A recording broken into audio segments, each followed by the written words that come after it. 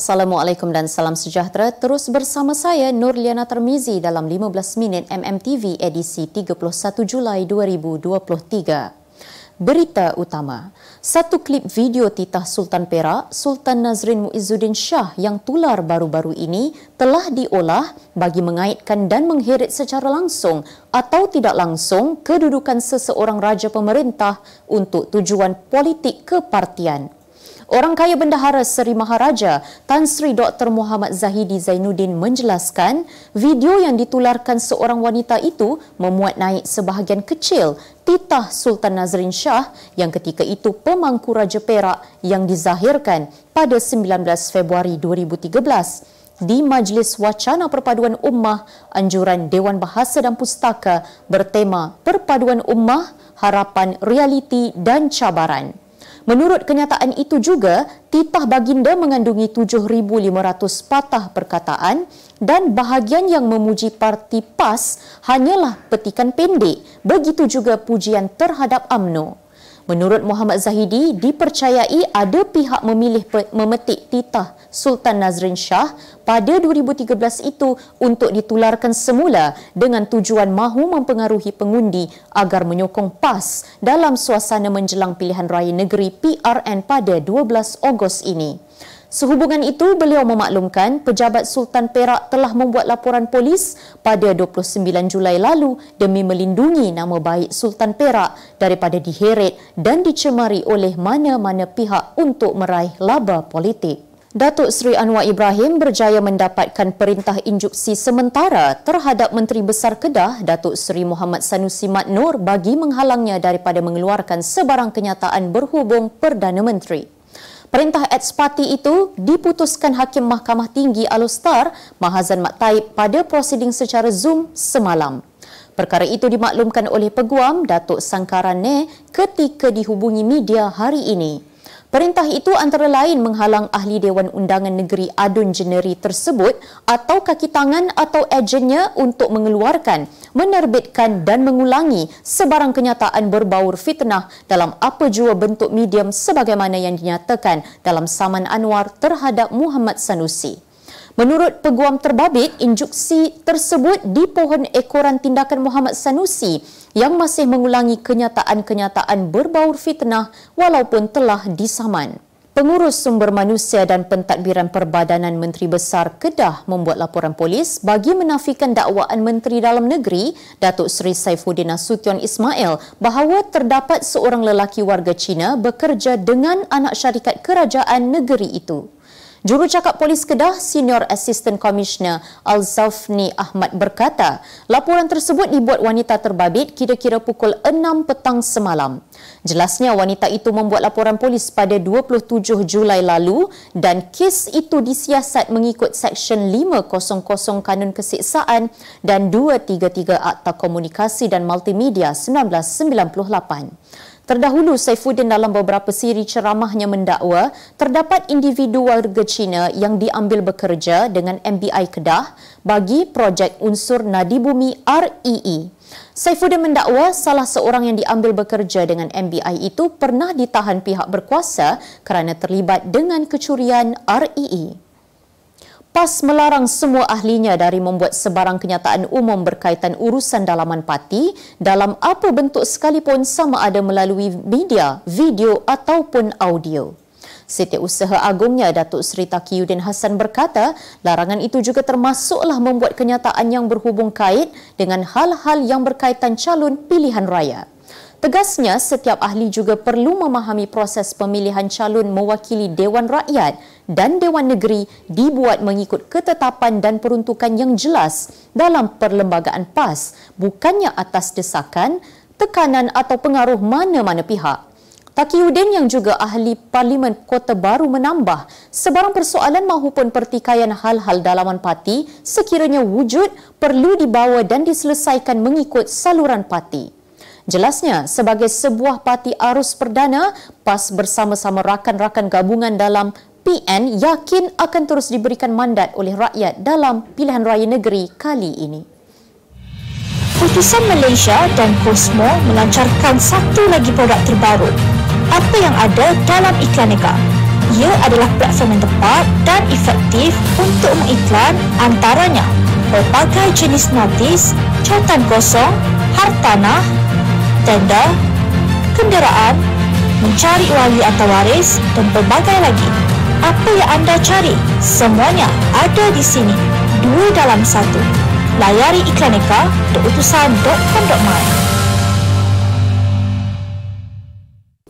Kerajaan Selangor memutuskan untuk tidak meneruskan cadangan projek pembinaan lebuh raya Petaling Jaya Traffic Disposal Elevated Highway PJD Link sekaligus membatalkan permohonan projek berkenaan. Menteri Besar Selangor Datuk Seri Amiruddin Syari berkata, berdasarkan laporan penilaian, impak dikemukakan terutama dari segi laporan impak sosial. Pentadbiran kerajaan negeri tidak berpuas hati dengan pelan yang dikemukakan kerana tidak menepati syarat ditetapkan oleh Kerajaan Selangor. Jelasnya, prinsip pentadbiran di Selangor, pembangunan harus mencapai keseimbangan antara kemampanan, kemajuan ekonomi negeri serta tidak membawa kemudaratan kepada rakyat.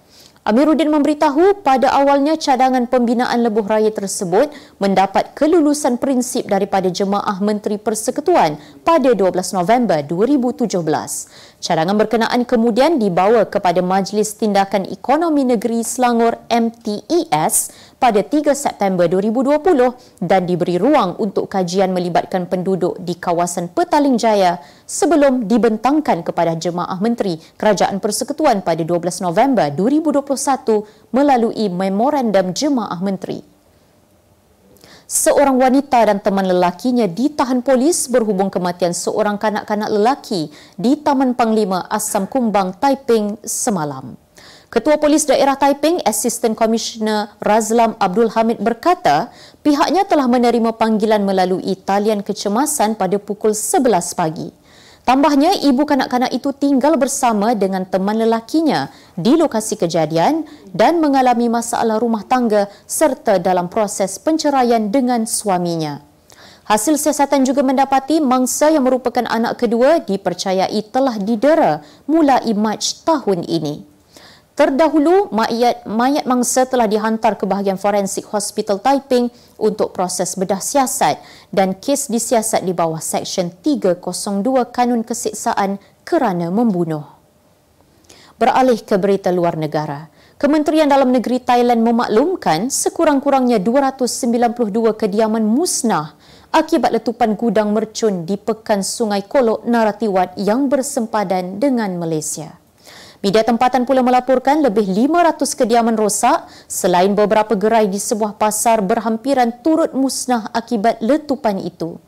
Pihak berkuasa melaporkan insiden itu setakat ini mengorbankan sekurang-kurangnya 112 orang dengan 115 lagi masih cedera selain kebakaran akibat letupan telah berjaya dikawal sepenuhnya. Dalam pada itu, pihak berkuasa menyatakan siasatan awal mendapati letupan itu berlaku disebabkan kesilapan teknikal semasa proses mengimpal keluli kerana bangunan itu masih dalam pembinaan. Seorang penjaga zoo di Colorado, Amerika Syarikat membuatkan pengunjung tergamam apabila hampir dibaham seekor alligator. Ketika kejadian, kaki tangan Colorado Gator Farm, Chad, sedang memberi makan alligator bernama Elvis seperti biasa. Namun, haiwan pemangsa itu cuba menerkamnya di hadapan pengunjung. Dalam video yang tular, difahamkan Chad sedang memberi seekor ayam Belanda kepada alligator seberat 272 kg itu. Namun, tindakannya melempar ayam Belanda itu seolah-olah menimbulkan kemarahan reptilia tersebut. Chad kemudian panik sebelum terjatuh ke bahagian belakang dan cuba menyelamatkan diri. Pengunjung yang melihat kejadian itu turut terkejut sebelum seorang kaki tangan lain cuba menenangkan Elvis.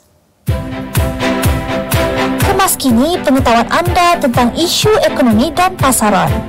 Merangkumi sektor hartanah, perniagaan, keuangan, komoditi, IKS, halal niaga dan dunia korporat. Sentiasa ikuti perkembangan ekonomi semasa di dalam dan luar negara. Semua informasi terkini hanya di hujung jari. Dapatkan edisi ringgit setiap Isnin hanya di Akhbar Utusan Malaysia. Berita ekonomi. Sektor minyak dan gas negara kekal positif didorong inisiatif kerajaan untuk peralihan tenaga yang teratur menerusi pelancaran Pelan Hala 7 Peralihan Tenaga Nasional NETR bahagian 1 minggu lalu.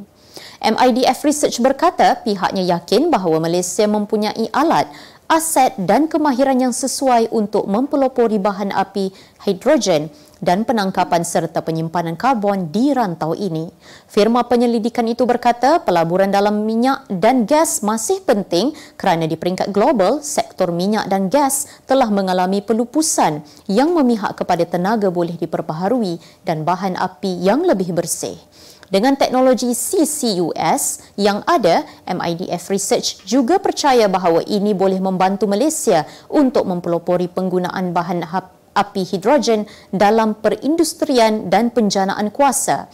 Seterusnya penggunaan semasa sebagai bahan api pengangkutan. Hampir separuh daripada graduan yang memohon penempatan melalui sistem My Future Jobs menerima pekerjaan yang tidak sepadan dengan bidang yang dikehendaki.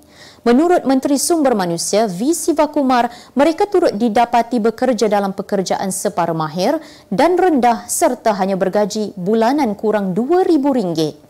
Ia hasil inisiatif Pertubuhan Keselamatan Sosial Perkeso dan Yayasan Pintar dengan pihak Kementerian Pendidikan yang melibatkan buat permulaan sebanyak 11 buah sekolah menengah kebangsaan sekitar Lembah Kelang dan Pahang telah dipilih sebagai perintis dengan keseluruhan lebih 1,000 pelajar peringkat menengah atas sepanjang tahun ini.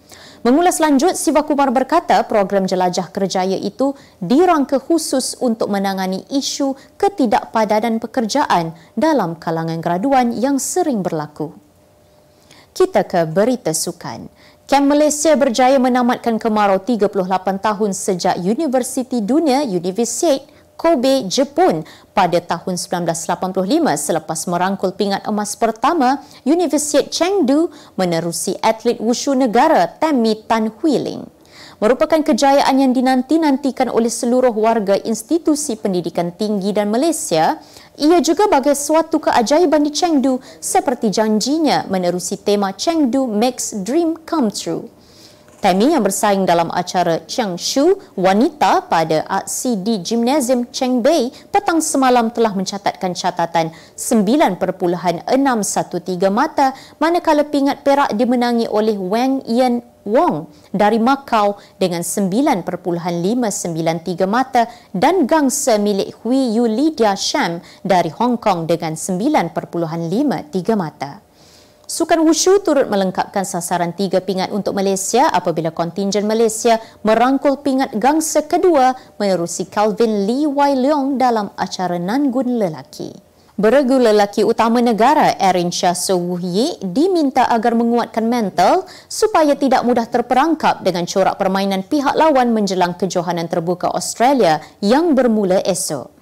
Pengarah kejurulatihan beregu Akademi Badminton Malaysia ABM, Reksi Mainaki berkata, sebagai pasangan nombor 5 dunia, mereka tidak seharusnya mudah diganggu dengan perubahan taktik lawan yang ditemui.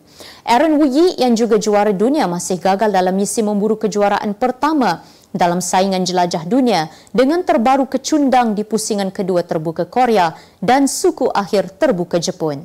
Aaron Woo Yi yang diletakkan sebagai pilihan kedua kejohanan akan memulakan cabaran menentang pasangan yang layak daripada pusingan kelayakan kejohanan berkenaan. Sebagai penutup 15 minit MMTV hari ini, saksikan laporan cuaca esok Selasa 1 Ogos 2023. Jangan lupa dapatkan akhbar utusan Malaysia dan Kosmo untuk berita-berita terkini dan menyeluruh.